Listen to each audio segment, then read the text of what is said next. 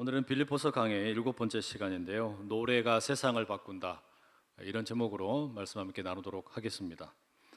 최근에 영어권에서는 유명한 이 기독교 사역자들이 어떤 공개적으로 자신이 신앙을 떠났다라고 발표하면서 큰 충격을 준 일이 있었습니다. 한국에서는 노 데이팅이라는 책으로 유명한 조슈아 해리스라는 목사님이 대형 교회를 섬기다가 사임을 하고 이혼을 하고 신앙을 버린다고 선언을 했습니다. 그리고 며칠 전에는 힐송 교회 초창기부터 리드 싱어로 활동을 했던 이 마티 샘슨이라는 분도 나는 신앙을 떠나겠다라는 글을 인스타그램에 남겼습니다. 제가 캐나다 토론토에서 박사과정을 하던 당시에 미국 남부 출신의 이 백인 남성 목사님도 박사학위를 마친 다음에 나는 신앙을 버린다라고 말하고서 변호사로 지금은 활동을 하고 있습니다. 이처럼 기독교 신앙을 가지고 있다가 중도에 신앙을 버리고 이제 공개적으로 신앙을 떠났다라고 말하는 분들이 종종 있습니다. 그것도 꽤 유명한 분들 가운데 이렇게 말씀하는 분들이 있단 말이죠. 이런 분들에 대해서 한편에서는 변절자라고 맹비난을 퍼붓기도 하고요. 또 한편에서는 야, 그 고백은 참 진솔한 고백이다, 정직한 고백이다. 어떤 분들은 막 칭찬을 하기도 합니다. 저는 이런 신앙을 포기한 분들에 대해서 비난하고 싶은 마음도 없고 그렇다고 칭찬하고 싶은 생각도 전혀 없습니다. 왜냐하면 지금 신앙을 버렸는데 혹시 하나님께서 은혜를 주셔서 다시 돌이킬 수도 있기 때문에, 또 동시에 이분들이 자신에게는 스스로에게는 어떤 정직한 마음으로 그런 고백을 했을지 모르지만 그 영향력이나 그 어떤 파장은 너무나 크기 때문에 마냥 칭찬할 수는 없겠습니다. 그런데 이런 경우이든 저런 경우이든 이렇게 신앙을 떠난 분들에게 있어서 이분이 진짜로 신앙을 떠났냐, 이걸 확인할 수 있는 일종의 시금석이 있습니다. 그게 뭐냐면 신앙을 떠난 사람은 찬양을 부를 수가 없습니다. 신앙을 떠난 사람은 노래할 수가 없다라는 말이에요. 말하자면 입으로는 사람들 앞에서 나는 믿음을 버렸다라고 말하면서 입으로 계속해서 찬양을 한다. 여러분, 그건 신앙을 떠난 게 아니에요. 반대로 이야기하면 나는 예수님을 믿는다라고 말하는데 찬양이 흘러나오지 않는다. 그것은 심각하게 그 믿음을 고민해 볼 필요가 있다라는 말이 되겠습니다. 오늘 왜 이런 이야기를 드리냐면 오늘 우리가 함께 읽은 이 성경 본문은 사실상 하나의 노래이기 때문입니다. 앞선 내용을 여러분 우리가 가만히 정리를 해보면 이런 거였죠. 사도 바울이 빌립보 교회 성도들에게 편지를 보냅니다. 교회의 사명은 이 세속 도시의 영성을 새롭게 하는 데 있다. 그러니 교회의 모든 구성원들은 연합을 해야 된다. 그냥 연합을 하면 안 되고 겸손하게 한 사람 한 사람들이 무장을 해서 연합해야 한다. 그런데 이 겸손이라는 것이 그냥 되는 일이 아니다. 겸손은 생각의 훈련이 필요하다. 우리 이런 이야기 나누었죠. 그리고 바로 그 생각의 훈련, 그게 5절의 말씀, 지난주에도 나누었고 오늘 본문에도 나오는데요. 너희 안에 이 마음을 품으라. 곧 그리스도 예수의 마음이다. 이렇게 사도 바울이 들려주었습니다. 우리가 품어야 할 마음이 예수 그리스도의 마음, 달리 말하면 예수 그리스도를 생각하고 예수 그리스도를 묵상하다 보면 우리 한 사람 한 사람이 겸손해지고 겸손해진 사람들이 연합할 수 있고 그 교회가 겸손해져서 도시의 영성을 새롭게 하는 일에 쓰임받을 수 있다라는 것이 이 빌립보서를 통한 사도 바울의 메시지입니다. 그리고 이어지는 내용이 오늘 본문이에요. 6절에서 11절까지의 내용인데 이게 여러분 익히 알려져 있기로는 그리스도 예수의 찬가 또는 그리스도 예수 찬송이라고 알려져 있습니다. 노래라는 말이죠. 이 노래가 사도 바울이 직접 만든 것인지 아니면 그 이전부터 이미 많은 교회 성도들이 여러 교회에서 알고 있었던 그런 찬양이었는지는 정확하게 알 길은 없습니다. 다만 제 생각에는 이것은 아마도 후자에 가깝지 않나라는 생각이 들어요. 말하자면 사도 바울이 빌립보 교회에 편지를 쓰면서 이 찬송 시를 쓴 게 아니라 이미 오래전부터 빌립보 교회 성도들도 알고 있고 바울도 알고 있고 다른 교회 사람들도 알고 있는 유명한 찬송이라는 말입니다. 그래서 여러분 오늘 이 본문이 상당히 흥미롭습니다. 바울이 빌립보의 성도들에게 편지를 쓰는 중간에 이 찬송의 내용을 지금 삽입을 해가지고 들려주고 있기 때문이란 말이죠. 이게 무슨 이야기냐면, 도시의 영성을 새롭게 하는 게 교회의 사명이에요. 그 일을 위해서 교회 성도들은 연합을 해야 됩니다. 그러려면 한 사람 한 사람이 겸손해져야 됩니다. 겸손해지려면 생각이 바뀌어야 돼요. 그래서 예수 그리스도의 마음을 품어야 됩니다. 그리고 나서 뭘 들려주는 거예요? 노래를 들려주는 거예요. 노래를 들려준다라는 말입니다. 이게 무슨 이야기겠습니까? 우리가 노래를 부르다 보면 자연스럽게 생각이 바뀌게 된다는 이야기예요. 어떤 노래를 부르다 보면 그 좋은 노래가 우리의 생각을 건강하게 만들어주고 그 생각이 우리로 하여금 구체적인 실천과 행동을 하게 만드는 경우가 참 많더라라는 말입니다.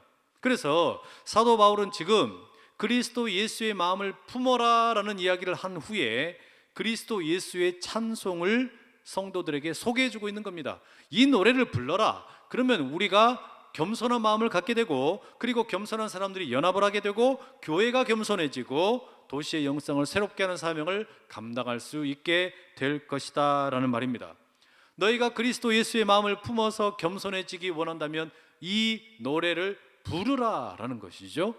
6절에서 8절에 이런 가사 나오지 않습니까? 그는 근본 하나님의 본체시나 하나님과 동등됨을 취할 것으로 여기지 아니하시고 오히려 자기를 비워 종의 형체를 가지사 사람들과 같이 되셨고 사람의 모양으로 나타나사 자기를 낮추시고 죽기까지 복종하셨으니 곧 십자가에 죽으심이라. 여러분, 이게 노래예요. 이 노래를 부르다 보면 예수 그리스도의 마음을 알게 되고 자연스럽게 겸손하게 될 것이라는 거죠. 여러분이 어디에서나 부르는 이 18번 가장 자신 있게 부를 수 있는 노래 뭐가 있으십니까? 어디에서나 노래 불러봐라 라고 하면 부를 수 있는 노래 어떤 게 있으세요? 여러분, 노래가 참 묘한 매력이 있습니다. 묘한 힘이 있어요. 전쟁을 앞둔 군인들은 군가를 부릅니다. 그 군가를 부르면서 싸울 용기와 힘을 얻으려고 하는 것이죠. 또 여러분, 힘든 농사일을 하는 농부들은 함께 모여가지고 노동요를 부릅니다. 함께 노래를 부르면서 지치고 힘들 때 서로 위로하기도 하고 이 농사일의 고된 일상을 견뎌내는 겁니다. 사랑하는 사람들은 서로에게 사랑 노래를 불러줍니다. 그 사랑 노래를 불러줌으로 서로에게 사랑을 고백하는 것이죠. 또 여러분, 잠이 오려고 하는 아이들에게는 엄마가 자장가를 불러줍니다. 그 자장가를 듣고 아이는 새근새근 잠에 들게 됩니다. 이게 노래의 힘이에요. 노래는 묘하게 사람의 생각을 지배하고 그 생각이 결국은 행동으로 나타나도록 만들어주더라라는 말입니다. 마찬가지입니다. 우리 신앙인에게 있어서도 성도에게 있어서도 노래라고 하는 것, 찬양이라고 하는 것은 참 묘한 힘이 있습니다. 지쳐있던 사람이, 울고 있던 사람이, 슬퍼하고 있던 사람이 찬양하다가 위로를 받습니다. 찬양하다가 은혜를 받습니다. 찬양하다가 능력을 공급받는 거예요. 야, 내가 지금은 비록 이렇게 어렵지만 우리 주님이 힘 주시면 내가 이겨낼 수 있구나. 주님이 나의 산성이 되시고 반성이 되시는구나. 주님께서 나를 이렇게 사랑하시는구나. 찬양하다가 여러분 용기를 얻는다는 말이죠. 바로 그 은혜가 여러분 찬양의 힘이라는 말입니다. 찬송에 묘한 힘이 있어요. 그래서 오늘 여러분 설교의 제목이 뭡니까? 노래가 세상을 바꾼다라는 겁니다. 우리가 노래하다 보면 세상을 바꿀 수 있는 힘이 생긴다는 이야기예요. 찬양을 하다 보면 세상을 바꿀 수 있는 힘이 생기게 된다라는 말입니다. 물론 여러분, 아무 노래나 부르면 곤란합니다. 그냥 좀 마음이 껄쩍지근하니까 막걸리 한 잔 놔두고서 비 내리는 호남선을 부르실 수도 있고 돌아와요 부산 항해를 부르실 수도 있겠지만 아무 노래나 부른다고 이런 일이 일어나는 건 아니에요. 아무 노래나 부른다고 세상이 변화되지는 않습니다. 그럼 여러분, 우리가 따져볼 게 뭐냐면 도대체 이 본문의 내용 빌립보서 2장의 6절에서 11절이 왜 좋은 노래냐 이거예요. 왜 좋은 노래냐? 이게 왜 우리가 불러야 할 노래냐 이 말이죠.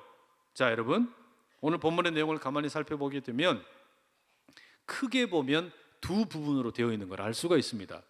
6절에서 8절까지는 예수님의 낮아지심이 소개되고 있고, 그리고 9절에서 11절은 예수님의 높아지심, 이렇게 두 부분으로 나누어져 있습니다. 그래서 많은 분들이 어떻게 이해를 하냐면 너희 안에 이 마음을 품으라. 곧 그리스도 예수의 마음이다. 근데 그 그리스도 예수의 마음이라는 게 뭐냐면 예수님이 낮아지셨대. 예수님이 낮아지셨으니 그럼 우리도 낮아져야 되겠다, 겸손해져야 되겠다, 이렇게 이 본문을 이해하곤 합니다. 여러분, 이게 꼭 틀린 것은 아닙니다. 그런데 이것은 자칫 잘못하면 겸손이라고 하는 것을 오해하게 만들어요. 여러분 주변에서 겸손하다 생각되는 분들 어떤 분이라고 생각하십니까? 우리가 흔히 야, 저 사람은 참 겸손해 라고 생각하는 분들 어떤 분이세요? 아마 한국 사람들은 겸손한 사람에 대해서 주로 좀 수줍음이 많고 자기 주관이 뚜렷하지 않고 술에 술 탄 듯 물에 물 탄 듯 무색무취한 사람들, 그냥 이래도 좋고 저래도 좋은 분들, 그냥 무조건 평화로우면 되는 분들, 이런 분들을 우리가 보통 겸손하다 말하는 경우가 꽤 많습니다. 그러지 않습니까? 아니세요? 우리가 실제로 여러분 이 겸손에 대해서 그렇게 생각하는 경우가 많아요. 그냥 조용한 성품, 이걸 가리켜 겸손이라고 생각한단 말이에요. 소극적인 성품이 겸손일까? 여러분 질문해 보신 적 있습니까? 과연 예수님의 겸손이 그런 것일까? 그리스도인이 본받아야 될 겸손이라는 게 그런 것일까? 꼭 그런 것 같지는 않습니다. 왜냐하면 오늘 본문을 여러분 많은 경우에 예수님의 낮아지심과 예수님의 높아지심 이렇게 두 개로 이해하는데, 사실 여러분 이 속에서 우리가 겸손을 건져내려면 먼저 이해할 게 하나 더 있습니다. 그게 뭐냐면 예수님이 낮아지시는데 낮아지시기 전에 예수님은 어떤 분이셨냐라는 거예요. 그래서 이 본문은 사실은 세 교회로 나누어질 수 있습니다. 말하자면 예수님의 선제하심이 먼저 나오고, 그리고 예수님의 낮아지심이 나오고, 그 다음에 예수님의 높아지심이 나온다는 거예요. 그러면 먼저 나오는 게 뭐냐? 예수님의 선제하심입니다. 먼저 계셨다는 이야기예요. 그게 어디에 나오냐면 6절 말씀에 소개가 됩니다. 우리 6절의 말씀 같이 한번 읽어보시겠습니다. 시작. 그는 근본 하나님의 본체시나 하나님과 동등됨을 취할 것으로 여기지 아니하시고. 이 구절을 보시면 여러분 예수님을 가리켜 뭐라고 표현하고 있냐면 예수님은 하나님과 근본적으로 동등한 분이다, 하나님과 동일한 분이다, 하나님과 아무런 차이가 없다, 이렇게 이야기하고 있죠.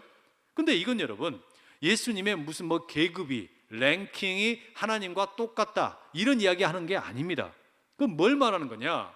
예수님이 하나님과 똑같다라는 말은 예수님은 하나님께서 세상을 창조하시기 이전부터 하나님과 함께 계셨다라는 이야기예요. 그게 6절의 본래 의미입니다. 이 천지가 창조되기 전부터 예수님께서는 하나님과 함께 계셨다라는 겁니다. 그런데 여러분 이게 그러면 겸손을 배우는 데 있어서 예수님의 마음을 배우려고 하는 것과 무슨 관련이 있을까요? 이게 도대체 무슨 관련이 있는 겁니까? 이걸 이해하려면 이 사도 바울 당시에, 이 초대 교회 당시에 고대 근동 지역에, 이 고대 근동 지역의 다른 종교의 세계관을 이해할 필요가 있습니다. 이 당시에 여러분 수많은 종교가 있었죠. 많은 종교들이 있었습니다. 조로아스터교도 있었고 바벨론이나 또는 아시리아나 이런 어떤 그 다양한 신화들이 많이 있었습니다. 그런데 이 당시에 많은 종교들이 가지고 있었던 세상에 대한 이해, 이게 여러분 꽤나 부정적이었습니다. 사람에 대한 이해도 부정적이었어요. 무슨 말이냐면 여러분이나 저나 우리가 각자가 태어난 것을 다 우연의 어떤 산물로 태어났다라고 말을 하는 겁니다. 우리는 우연히 태어났어요. 그리고 우리는 다 고통스럽게 살아갑니다. 문제가 많습니다. 고통 속에 태어나서 고통 속에 살다가 고통 속에 죽는 게 인생이다. 이게 여러분 당시에 어떤 종교들이 가지고 있던 인생에 대한 관점이었습니다. 그리고 우리 자체가 뭔가 어떤 목적을 가지고 태어난 게 아니라 그냥 우연히 태어났다라는 거예요. 그래서 바로 그런 이해 때문에 당시에 많은 종교들은 어떤 그 세상의 기원, 우주의 기원, 여기에 대해서도 뭐라고 생각하냐면 창조라는 것 자체가 우연한 일이었고 그저 이상하게 일어난 일이었을 뿐이다, 이렇게 생각을 했습니다. 그런데 기독교 신앙은 여기에 대해서 전혀 다른 이야기를 하는 거예요. 뭐라고 말하냐? 저와 여러분이 우연히 태어난 존재가 아니라는 거예요. 모든 사람들은 이 땅에 태어날 때 하나님이 분명한 목적을 가지고 태어나게 하셨다라는 겁니다. 그 사람이 건강하든 연약하든 부자이든 가난하든 어떤 형편이 되었든지 간에 기독교 신앙에 있어서 인간에 대한 이해의 가장 중요한 점이 뭐냐? 당신은 그냥 태어난 게 아니에요. 당신은 우연히 태어난 게 아니에요. 하나님이 당신에 대한 분명한 목적과 계획을 가지고 계십니다. 이걸 이야기하는 겁니다. 사람만 그런 게 아니라 이 온 우주가 그렇게 태어났다라는 겁니다. 그렇게 만들어졌다라는 거예요. 그래서 여러분, 실제로 무슨 길가메시 서사시나 당시에 어떤 애굽의 어떤 창조 설화나 이런 것들과 창세기에 나오는 창조의 이야기를 비교해 보면 비슷한 내용들이 많이 있습니다. 그러나 결정적인 차이점이 뭐냐? 세상을 바라보는 눈이 다릅니다. 그게 뭡니까? 하나님께서 이 세상을 만드셨다라고 하는 것을 보여주는 이 창세기의 창조 내용을 보게 되면 뭐라고 나옵니까? 하나님께서 해도 만드시고 달도 만드시고 땅도 만드시고 그리고 물고기도 만드시고 식물들, 동물들, 사슴이며 고양이며 개며 이런 것들을 다 만드신 다음에 뭐라 그러세요? 보시기에 좋았더라라고 말씀을 하십니다. 그리고 마지막에는 뭐라고 말씀하시냐면 우리가 우리의 형상을 따라서 사람들을 만들자. 우리가 우리의 형상을 따라, 누구의 형상입니까? 하나님과 예수님과 성령님의 형상을 따라서, 하나님의 형상을 따라서 사람을 빚어서 만들자 말씀하시는 겁니다. 마치 도자기를 굽는 도자기공이 포이에마, 그 어떤 도자기를 정성껏 빚듯이 우리 한 사람 한 사람을 그렇게 빚으셔서 만드셨다는 거예요. 하나님의 형상이 되게 하셨다는 겁니다. 그래서 뭐라고 말씀하세요? 심히 좋았더라. 보시기에 심히 좋았더라 말씀하시는 겁니다. 에덴 동산의 모습이 여러분 어떤 부족함이 있습니까? 그게 아니에요. 너무나 완벽하게 하나님이 아름답게 만드셨어요. 결국 성경이 이야기하는 이 세상에 대한 창조는 부족함이 없는 아름답고 선한 창조였습니다. 문제는 바로 그런 선한 창조의 자리에 하나님과 예수님이 함께 계셨다라는 겁니다. 하나님과 예수님이 창조의 일을 함께 하셨다. 그게 오늘 본문 6절의 말씀이에요. 그는 근본 하나님의 본체이시다. 그는 하나님과 동등한 분이시다. 이것은 예수님께서 하나님의 천지 창조의 사역 가운데 함께 동참하셨다라는 말입니다. 그런데요, 예수님께서 바로 그렇게 아름답고 선한 창조의 자리 가운데, 너무나 완벽한 자리 가운데 함께 계셨는데 결단을 하십니다. 그게 뭐냐? 7절과 8절 내용입니다. 함께 읽어보실게요. 시작. 오히려 자기를 비워 종의 형체를 가지사 사람들과 같이 되셨고 사람의 모양으로 나타나사 자기를 낮추시고 죽기까지 복종하셨으니 곧 십자가에 죽으심이라. 뭐라고 말씀하시냐면 천지를 창조하셨던 하나님과 함께 계셨던 선지하셨던 예수님께서 그 모든 것을 포기하시고 자기 권리를 포기하시고 인간의 몸을 입으시고 이 땅에 오셨다라고 말씀하고 계시는 겁니다. 자, 그럼 여러분, 예수님이 이 땅에 왜 오셨냐? 이걸 여러분 아는 게 중요합니다. 왜 오셨을까요? 저나 여러분이나 이 모든 세상을 새롭게 하시려고, 고치시려고 이 땅에 오신 겁니다. 여러분, 이걸 우리가 잘 이해해보면 이렇습니다. 시계 수리공을 한번 가만히 생각을 해보세요. 어떤 사람이 시계를 잘 수리하느냐? 시계가 만들어진 원리를 아는 사람, 시계의 설계도를 가지고 있는 사람, 시계의 작동 원리를 알고 시계는 이렇게 작동을 하고 그럴 때는 제대로 된 소리는 이렇게 난다. 이걸 아는 사람이 망가진 시계를 잘 고치겠지요. 마찬가지입니다. 여러분, 왜 예수님께서 이 땅에 오셨냐? 예수님에게는 이 땅의 창조의 설계도가 있으시기 때문이에요. 저나 여러분의 모든 설계도를 가지고 계신 분이 누구냐? 예수님이시란 이야기예요. 병든 자의 그 어떤 병든 몸의 원리를 아시는 분도 누구냐? 예수님이란 이야기예요. 그래서 우리는 예수 그리스도의 이름으로 기도하고 선포하고 예수님께 도우심을 구한다는 말입니다. 예수님께서 이 땅에 오신 목적은 바로 거기에 있어요. 예수님을 만나야 여러분 비로소 무슨 일이 생기는 거냐면 망가진 우리 자신이든지 우리의 가정이든지 우리의 나라나 민족이든지 이 도시이든지 새롭게 바뀌어질 수 있다라는 말입니다. 자, 그럼 여러분, 여기서 우리가 자연스럽게 우리에게 지금 사도 바울이 우리 안에 이 마음을 품으라, 곧 그리스도 예수의 마음을 품으라 그랬는데, 그 예수님의 마음이 뭔지를 우리가 알게 됩니다. 예수님의 마음이 도대체 뭡니까? 예수님의 마음이라는 건 여러분 거창한 게 아니에요. 크게 보면 두 가지입니다. 하나는 뭐냐? 우리가 품어야 될 마음, 그 첫 번째는 하나님께서는 나를 선하게 온전하게 창조하셨다라는 사실입니다. 내가 우연히 만들어진 게 아니라, 내가 아무렇게나 만들어진 게 아니라 하나님께서 분명한 목적과 계획을 가지고 나를 만드셨다. 이걸 여러분 우리가 믿어야 된다는 이야기예요. 두 번째는 뭐냐?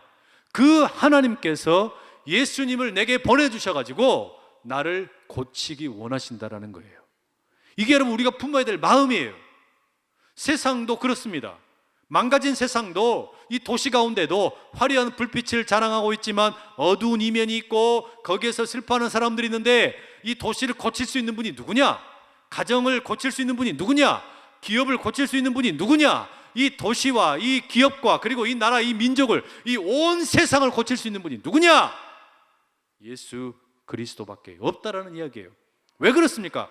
예수님에게 설계도가 있기 때문에 그래요. 나에 대한 설계도, 가정에 대한 설계도, 우리 민족에 대한 설계도, 우리의 기업에 대한 설계도, 그 모든 것이 예수님 손에 있기 때문에 여러분 우리가 품어야 될 마음이 뭐라는 겁니까? 예수님이 나를 선하게 만드셨다. 그리고 내 망가진 모습은 예수님을 만나면 고침받을 수 있다. 이게 여러분 우리가 품어야 될, 절대로 잊지 말아야 될 마음이라는 거예요. 여러분 이 마음을 날마다 품으실 수 있기를 축복합니다. 그럼 여러분 도대체 겸손이라는 건 뭡니까? 겸손이라는 건 뭐냐? 그 다음에 소개되는 겁니다. 9절 말씀 봐보세요. 9절의 말씀 한번 같이 한번 읽어보시겠습니다. 시작. 이러므로 하나님이 그를 지극히 높여 모든 이름 위에 뛰어난 이름을 주사. 이게 무슨 이야기입니까? 예수님께서 자기 권리를 포기하시고 내려오셔가지고 희생하시고 수많은 사람들을 고치시기 위해서, 새롭게 하시기 위해서, 싸매시기 위해서 십자가에 죽으셨어요. 그런데 하나님께서는 다시 그 예수님을 어떻게 하시냐? 모든 이름 위에 뛰어난 이름을 예수님에게 주시더라라는 겁니다. 하나님께서 이제 예수님을 존귀하게 하시는 겁니다. 얼마나 존귀하게 하시는 거냐? 10절에 이렇게 말합니다. 하늘에 있는 자들과 땅에 있는 자들과 땅 아래에 있는 자들로 모든 무릎을 예수의 이름에 꿇게 하신다. 이게 겸손이에요. 여러분 사람이 겸손해진다라는 거 언제 겸손해질까요? 진짜 강자를 만나야 겸손해집니다. 그 전까지는 자기 잘난 맛에 삽니다. 자기가 최고인 줄 알고 살아가는 거예요. 그런데 언제 무릎을 꿇는 거냐면, 범접할 수 없는 진정한 주인이 여기 있구나, 이걸 알게 되면 여러분 그때 비로소 사람이 깨갱하는 거예요. 그렇지 않습니까? 그래서 이 본문에 보면 11절에 예수님을 가리켜서 뭐라고 말하냐면 예수님은 주님이시다 이렇게 표현합니다. 예수님이 주님이라는 겁니다. 그런데 예수님이 주님이신 것을 알기 전에는 어떻게 살아가는 겁니까? 내가 자꾸 내 인생의 주인 노릇하려고 그러는 거예요. 돈이 주인 노릇하도록 내버려 두는 겁니다. 욕망이 내 주인 노릇하도록 내버려 두는 거예요. 어떤 무슨 다른 것이 주인 노릇하도록 우리 자신을 내어 맡겨버리는 겁니다. 그런데 예수님이 이 땅에 오셔가지고 나를 고치시고 싸매시고 새롭게 하셨다, 이걸 알고 나니까 어떻게 되는 겁니까? 하나님께서 그 예수님을 주님이 되게 하시는 거예요. 그러면 이제 인생의 주인이 바뀌었기 때문에 어떻게 되는 겁니까? 주님에게 무릎을 꿇는 게 그게 겸손이라는 이야기예요. 그때 비로소 진정한 겸손을 우리가 배우게 된다라는 말입니다. 여러분 진정한 겸손은 그렇게 찾아지는 것이죠. 나를 아시는 분, 나를 고치시는 분, 그래서 그분이 주님이시다. 그 주님을 만나야 비로소 여러분 어떻게 되는 거예요? 우리가 무릎을 꿇게 되는 겁니다. 제가 정확한 출처는 기억이 나지 않는데 바이런이라는 시인이 그런 이야기를 했어요. 그 요한복음 2장에 나오는 예수님께서 물을 포도주로 만든 내용을 가리켜서 뭐라고 비유하냐면, 물이 비로소 주인을 만나니 그 얼굴이 붉어졌다, 이렇게 표현한 거예요.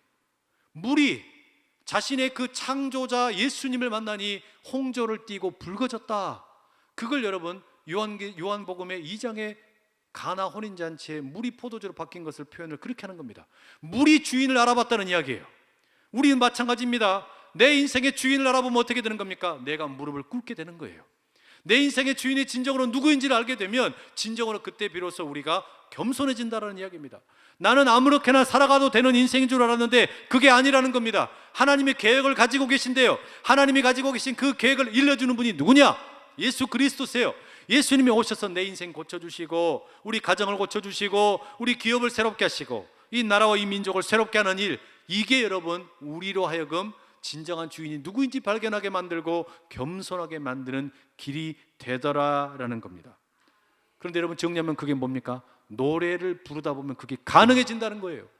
예수님은 주님이다. 예수는 주, 예수는 주, 온천하 만물 우러러 주 보좌.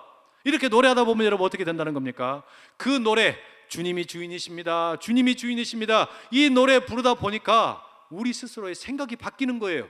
내가 주인 노릇하던 생각이 주님이 주인이시라는 생각으로 바뀌게 되고, 그러니 겸손해지고, 겸손한 사람들이 연합하게 되고, 연합한 교회가 도시의 영성을 책임지는 사명을 감당하게 되더라라는 겁니다. 그래서 여러분, 사도 바울은 지금 뭐 하는 겁니까? 노래하라, 노래하라, 성도들아 노래하라, 예수님의 이름을 높여라, 이걸 지금 권면하고 있다는 이야기입니다. 다른 이유 없어요. 우리가 품어야 할 마음이 나는 우연히 만들어진 존재가 아니라 하나님께서 나를 향한 계획을 가지고 계시기 때문에, 그리고 설령 이 세상 가운데 내가 죄로 인해 망가졌을지라도 우리 예수님만 만나면 내가 새로워질 수 있기 때문에 이 마음 품고 나가면 주님이신 예수님께 우리가 겸손하게 엎드리게 되고 세상을 변화시킬 힘을 얻게 되더라라는 겁니다.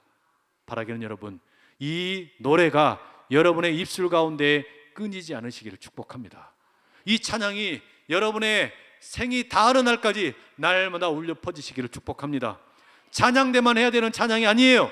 찬양팀만 해야 되는 찬양이 아니에요.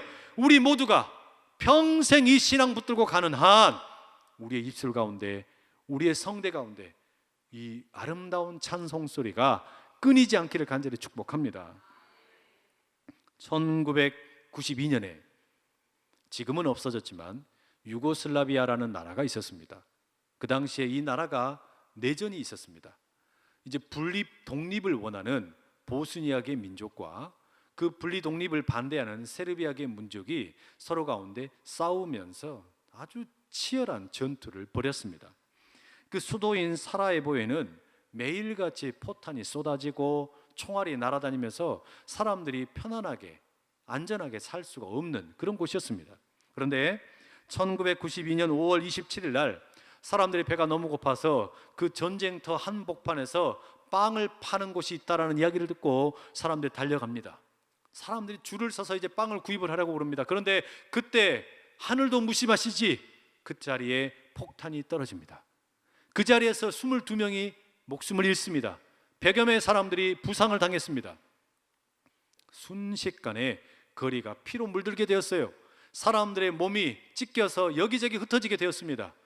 비명소리가 아비규환이 되어서 온 거리를 채우게 되었습니다. 다음 날이었습니다. 검은 연주복을 입은 한 남자가 폐허가 되어버린 그 현장, 사라예보 국립도서관 현장에 나타났습니다. 자신이 가지고 온 작은 의자에 앉더니 케이스에서 첼로를 끄집어냈습니다. 그리고 첼로를 가지고 알비노니의 오르간과 현을 위한 아다지오 지단조를 연주하기 시작했습니다. 보여드리는 사진이 바로 그 현장의 사진입니다. 이 사람은 사라예보 오페라 교향악단의 수석 첼리스트였던 베드란 스마일로비치였습니다. 그 사람은 그날로부터 22일 동안 22명의 그 생명을 추모하는 마음으로 매일같이 목숨을 걸고 첼로 연주를 하게 되었습니다. 처음에는 사람들이 허물어진 벽과 깨어진 유리창 사이로 숨어서 첼로 연주에 귀를 기울였습니다. 그런데 시간이 흐르자 목숨을 걸고 사람들이 몰려들었습니다. 첼리스트 앞에 모여가지고 함께 그 노랫소리에 귀를 기울입니다. 잠시나마 전쟁에 대한 그 두려움, 그 어떤 총알에 대한 두려움, 그걸 잊어버리고 내일에 대한 희망을 꿈꾸면서 함께 노랫소리에 귀를 기울였습니다. 주변에는 세르비아계 저격수들이 숨어 있었습니다. 상관들은 저 첼로 연주자를 쏴라! 명령을 내렸지만 저격수들이 그 방아쇠를 당길 수가 없었습니다. 그 순간만큼은 이 사람들도 총을 내려놓고 그 첼로의 연주 목소리에, 소리에 귀를 기울이게 되었다는 겁니다. 사랑하는 여러분, 우리가 함께 모여가지고 예배드리면서 예수님이 주님이십니다, 예수님이 주님이십니다 찬양하는 게 무슨 힘이 있습니까? 내가 길을 걸어가면서 이어폰을 꽂고 찬양을 듣는 게 무슨 힘이 있어 보입니까? 내가 자동차를 몰고 가면서 그 찬송을 듣는 게 무슨 힘이 있어 보입니까? 설거지를 하다가 찬양을 흥얼거리는 게 무슨 힘이 있냐고요. 그런데 그 찬양 소리가 어마어마한 힘이 있습니다. 사라예보의 국립도서관이 무너진 그 폐허의 현장 가운데 첼로 연주자가 연주했던 그 소리가 그 도시의 사람들을 마음을 움직였던 것처럼, 여러분, 아무것도 아닌 것 같은 우리의 이 찬양 소리가 이 도시의 영성을 바꿔내는 작은 시작점이 될 수 있다는 이야기예요. 내가 흥얼거리는 그 찬양 음성 하나, 예수님이 주님이래, 예수님이 주님이래, 주님이 나를 사랑하신대, 날 사랑하신대, 그 찬양 소리 읊조리는 그 작은 목소리가 세상을 변화시킵니다. 우리 마음을 변화시켜요.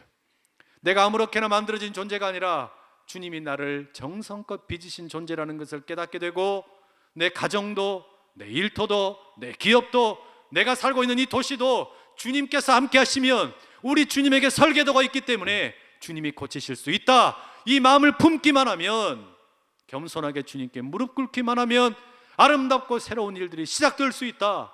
여러분, 우리의 그 작은 찬송 소리가 아름답고 놀라운 세상을 변화시키는 위대한 힘이 있는 줄로 믿습니다.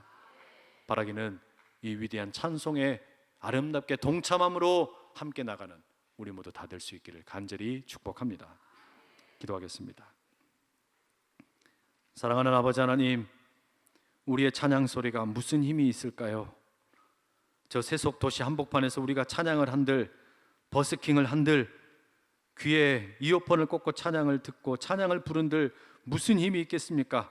겉으로 보기에 아무 힘이 없어 보이지만, 그러나 폐허가 된 도시의 한복판에서도 노래가 세상을 변화시켰던 것처럼 우리의 작은 찬양 소리가 아름답게 이 세상에 하나님의 역사를 이루어낼 줄로 믿습니다. 도시의 영성을 책임지고 나가는, 그래서 노래하며 겸손을 배우고 함께 연합하고 도시의 영성을 새롭게 하는 아름다운 교회의 사명을 감당하는 우리 모두가 되게 하여 주시옵소서. 예수님의 이름으로 기도드립니다.